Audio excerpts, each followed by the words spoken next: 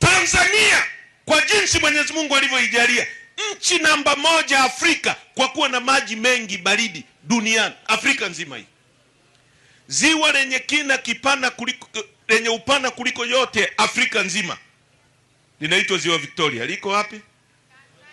Liko wapi? Ndio ziwa pana kuliko yote Afrika, la pili duniani. Ziwa lenye kina kirefu kuliko yote dunia nzima hii, la pili duniani, Tanganyika, liko wapi? Liko wapi?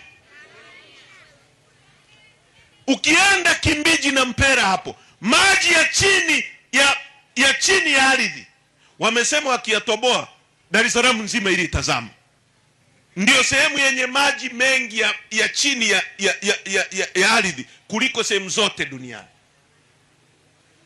Miaka 65 baada ya uhuru tunazungumza kuhusu maji. Nchi pekee yenye Tanzanite duniani. Haya, jambo la tatu kwenu watu wa kusini. Nyezi mnalima korosho, si ndio? Mwaka 70 watu wa Vietnam, nchi ya Vietnam, walikuja kujifunza hapa kilimo cha korosho huku kwenu kusini hapa. Miaka ya 70. Leo ndugu zangu, nchi hii inaongozwa na watu wajinga sana, na ni bahati mbaya sana kwetu. Yaani umaskini wetu ni wa makusudi wa kutengeneza.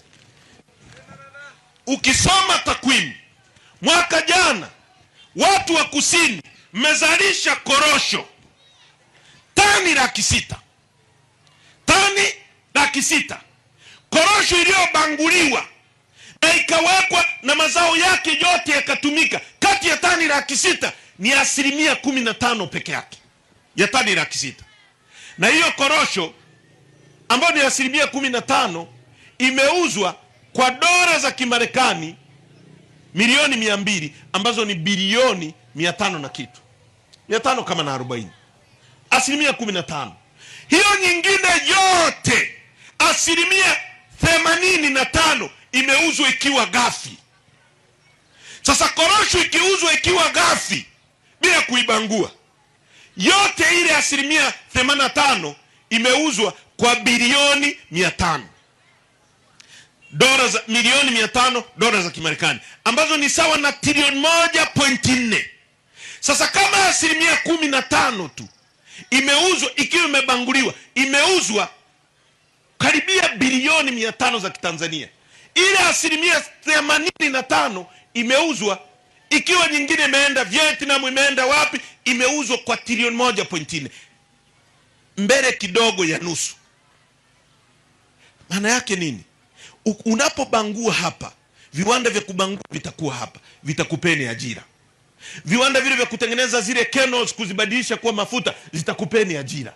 Viwanda vile wanauza hivyo hivyo. Imekwenda Vietnam, wao wamebangua na kupaki na kufanya nini? Tani 760,000 kwa trilioni 16. Tani 600 trilioni 1.4.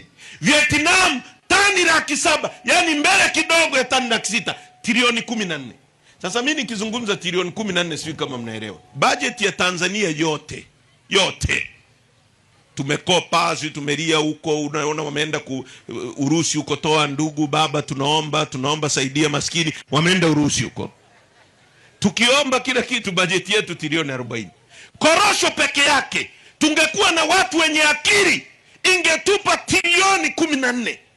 Hatujagusa gesi. Hii ni nchi pekee duniani yenye madini yanaitwa Tanzanite. Mnaelewa hilo? Yanapatikana pale Mererani. Lakini nchi inayouza Tanzanite kuliko zote duniani inaitwa India. Yaani Tanzanite haipatikani kwingine kokote duniani isipokuwa Tanzania. Lakini nchi inayouza kuliko zote inaitwa India. Hivi nyie mnanielewa vizuri? Yaani hii ni nchi ambayo hebu fikiria uongozi huu, kwamba mwaka jana kuna kitu kinaitwa carbon nini ile ya carbon credit. Yaani nchi hizi duniani kubwa hizi za viwanda zinazalisha hewa ya ukaa, viwanda vinazalisha moshi, vinachafua. Kwa hiyo dunia imeshatengeneza utaratibu, nchi zenye misitu mingi zinalipwa fedha kutokana na kuzalisha oksijeni kwa wingi. Na Tanzania sisi tuna mbuga ya Seru, tuna Serengeti, tumequalify, sisi tunalipwa hiyo, tunafaa kulipwa pesa kutoka nchi za viwanda kama Ujerumani, China, fedha ziingie kwenye mfuko wetu. Eti sisi ndio tunatakiwa kulipa, lakini sisi eti Tanzania tuko milioni 60, hatuwezi kukusanya hizo fedha. Tumeiteua serikali ya Omani ndio ikusanye kwa niaba yetu alafu itugawie. Unajua mambo ya nchi hii, watu wa Kilwa, wakati mwingine bora usiyajue, kwa sababu ukijua unaweza kupata ugonjwa wa moyo, kwa sababu unajiuliza hawa ni wanyama au ni binadamu wanatuongoza? Kwamba nyie wote Kilwa, Lindi wote, Tanzania nzima, nyie wote mnazaa ndondocha. Hakuna mtu anayeweza kusimama pale akasema carbon credit yetu ni kiasi kadhaa, tulipe kwenye akaunti hii. Omani tukusanyieni. Hiyo ni serikali hiyo. Alafu wakija hapa wanakuambia CCM juu zaidi. Huko juu wanatafuta nini huko? Hapa chini ndio kuna matatizo ya wananchi hapa. Huko juu anakaa Mungu huko. Uongo kweli? Sasa unafuata nini huko? Hapa kuna shida ya maji hujui, hakuna barabara hujui, hakuna watu wakiwa wanaenda Dar es Salaam anafika akiwa kwenye Maningi na mbavu zimeshavunjika kwa sababu ya mashimo ya barabara hii. Carbon credit hatuwezi kukusanya. Bahari yetu hii, tuna bandari ya Mtwara, tungekuwa na bandari kubwa Lindi, mizigo yote inayokwenda kusini na kutoka kusini, Marawi na nchi nyingine zinazopakana na sisi ingepita Lindi hapa, nyie mngekuwa matajiri. Tumechukua, tumemkabidhi Mwarabu wa Dubai. Tunapata uhuru mwaka 61, Dubai walikuwa watu 70,000. Nyie watu wa Kilwa, ili jimbo lina watu waliojiandikisha kupiga kura ni watu ngapi? Wewe diwani, watu 70,000. Yaani wakati tunapata uhuru ile Dubai ilikuwa na watu 70,000, sawa sawa na watu wa Lindi wote. Nchi maskini jangwani, watu wanatembea kwenye mchanga wanaokota date ni zile tende. Wako maskini mwaka 61. Leo Dubai wako milioni 3. Nyie watu wa mkoa wa Lindi ni wengi kuliko Dubai. Eti sisi watu milioni 65 hatuwezi kuendesha bandari, tunaendeshewa na watu milioni 3. Si kama mnanielewa? Alafu bandari hiyo ndio mkiwa mnapitisha silaha zenu za siri zinapita pale. Mkiwa mmenunua kifaru inapita pale. Sasa nchi gani hiyo? Umekaribisha mtu mpaka chumbani anaona leo Heche kanunua silaha hii, kesho kanunua upinde. Hivi mnaelewa uzito haya mambo? Nchi hii ina dhahabu. Watu wake wanalala njaa miaka 65 baada ya uhuru. Ndio maana tumekuja kwenu kuomba mtuunge mkono. Na mambo ya kuunga Chadema mkono ni kwa maslahi ya nchi yetu. Ndio maana sisi tuko mbele, tunaomba mtuunge mkono.